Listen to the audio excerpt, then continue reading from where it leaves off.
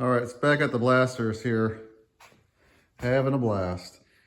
So I should have started making a video of this earlier. I already did some work here. So we have a problem, right? So it turns out this was bent up front, okay?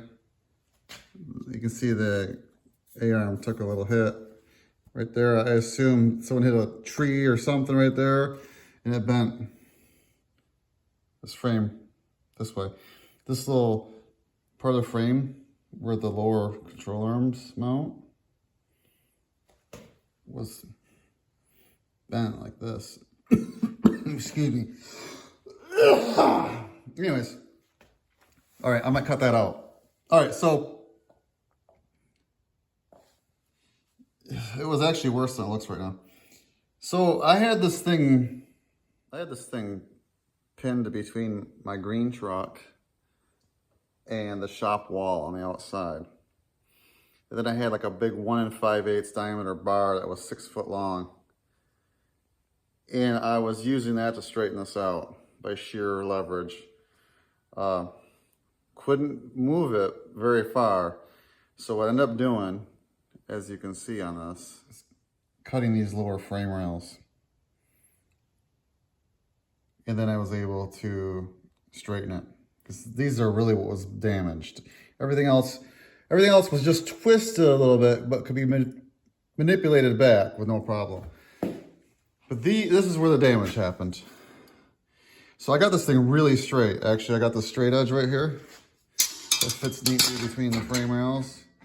And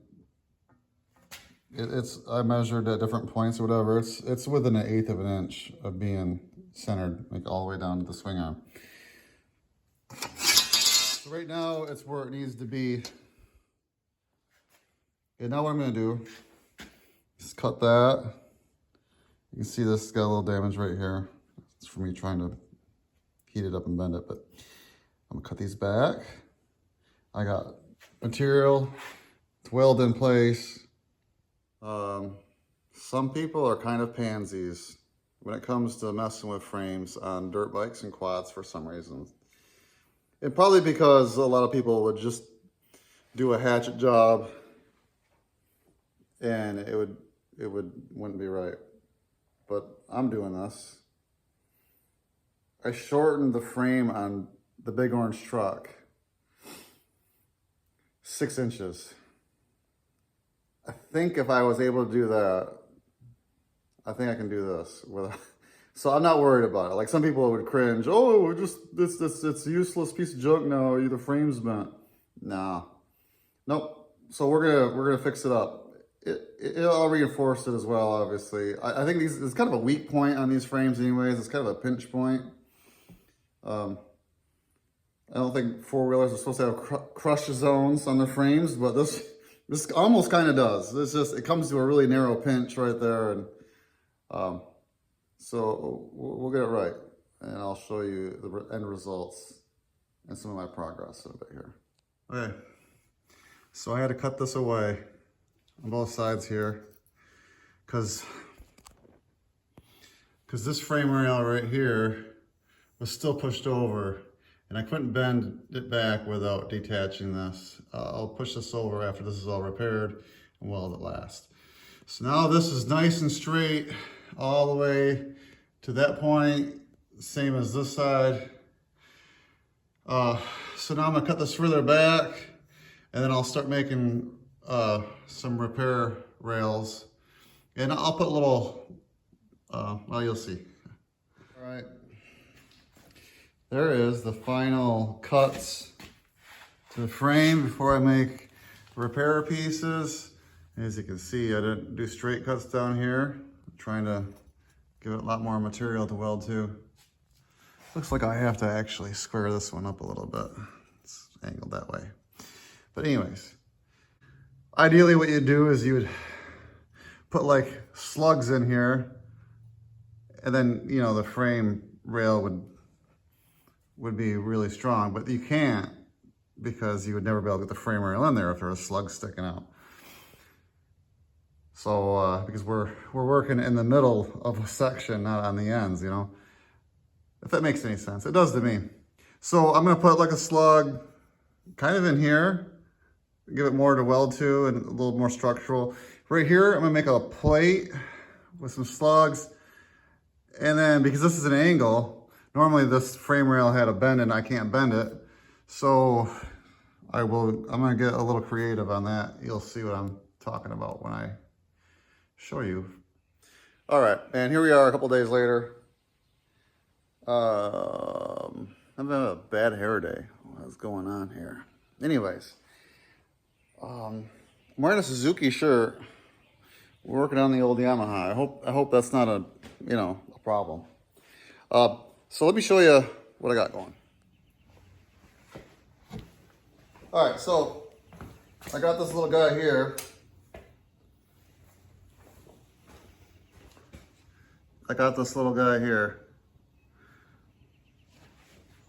This is going to go into those little slugs.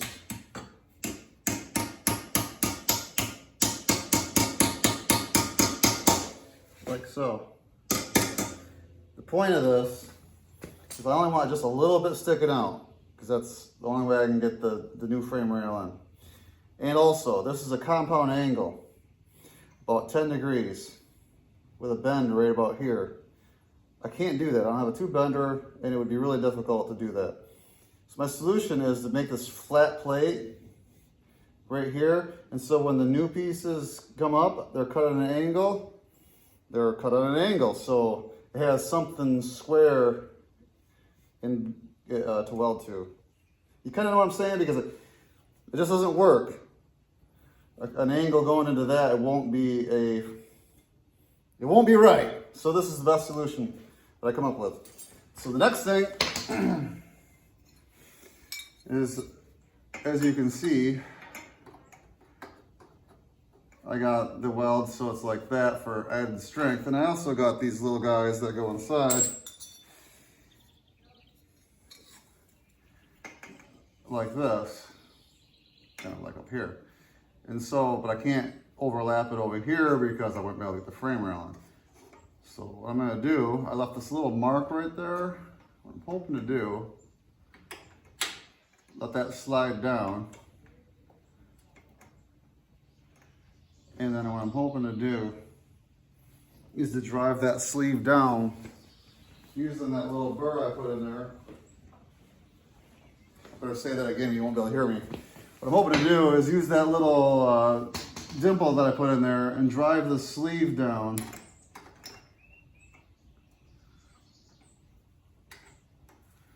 Into the frame rail a little bit. At least a little bit. And I did.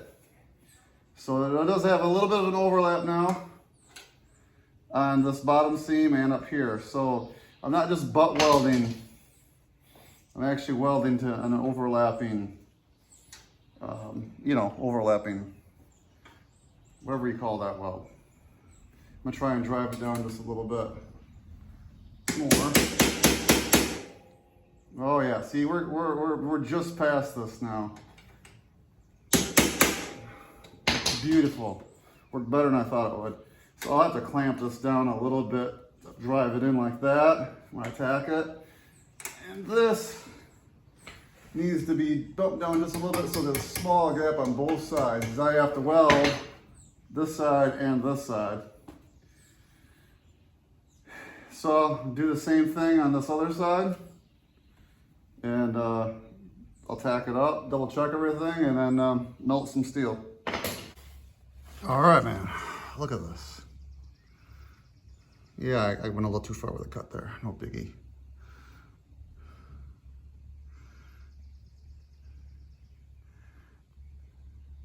I did try and drive this down a little bit on this one, I missed that.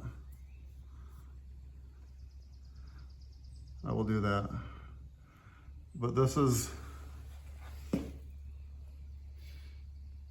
gonna be good. All right, there she is, all melted in. I did box this in right here. on both sides.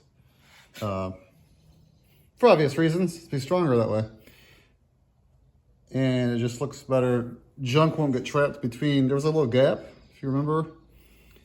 The space between this plate and this little boxing area for the control arms, there was a space there, about a 1/4 inch, maybe even more than that. Anyway, so this all strengthens it, and then also both sides, back over here again. Right there. Junk won't get in there, and it'll be stronger. They're not the best welds. I'm not worried. Well, strength-wise, I think they're fine. But I had to start and stop a lot because going around tubing and around corners, and this thing's all assembled still. It's not my forte. It's not like just butt welding 2 pieces of steel on a bench. So I have to decide, do I want to try and dress these welds down a little bit, like over here, and make it look, I don't know. It's a blaster. eBay has, I found, eBay doesn't have it. eBay doesn't have anything, you know what I'm saying? But seller on eBay, there's matching spray bomb for this Yamaha silver paint, which is quite common, I guess. So I'm gonna get one of those. It's not cheap, but this is not a restoration or anything. Like, I'm just paint it all up, paint it up where I repaired it, tape it off a little bit, and get it decent. And then we'll just move on to the next part. Getting the engines ready, or in this case, getting the engine ready because it only has one of them.